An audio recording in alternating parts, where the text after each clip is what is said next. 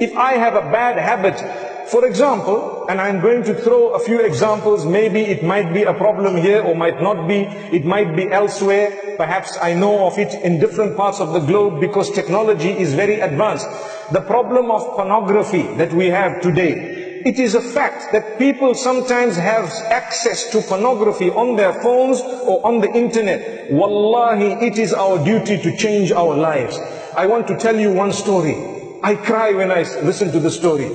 One boy, he passed away in a car crash. And this is in a Muslim country. And he was a boy who was hooked onto pornography.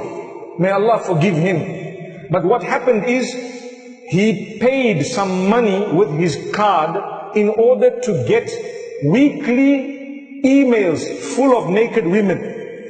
So his friends told him that, we don't want to all pay. Why don't you pay, and when the email comes to you, you can send it to us. So he had a group of so many friends. He used to send the email. Once it comes to him with all the pictures, he sends the pictures by email to his friends.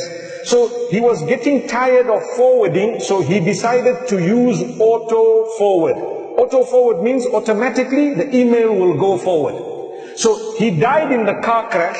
His friends were with him. They were shocked and they were really hurt that our friend has died. Some of them were involved in the crash, but they did not die.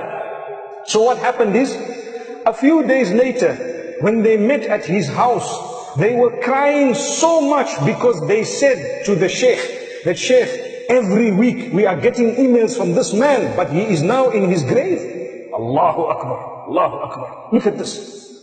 You see, so do we want this to happen to us? A person passed away, but because he put auto forward, it continued coming to him. They had to go back to the servers and they had to go back. It took a very long time before they had to cut, because they waited for the subscription to expire. But they were crying. They all learned a lesson. So I said that inshallah Allah will forgive him, because so many of you have stopped watching pornography because you learned a very big lesson. Subhanallah. So Allah can forgive him. We must not think bad about him. Allah is the judge.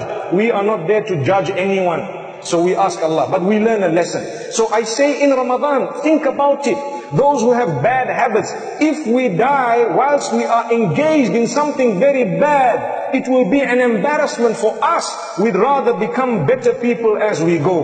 One day, I was sitting in one lecture of a very senior sheikh, and he said, think about how long you want to live.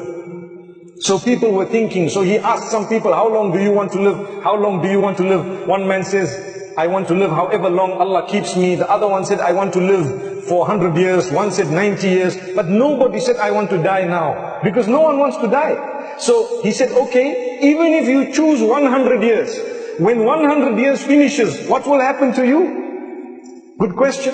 You still have to go to Allah. So when you go to Allah, you need to go with a good record. So try your best to earn the pleasure of Allah.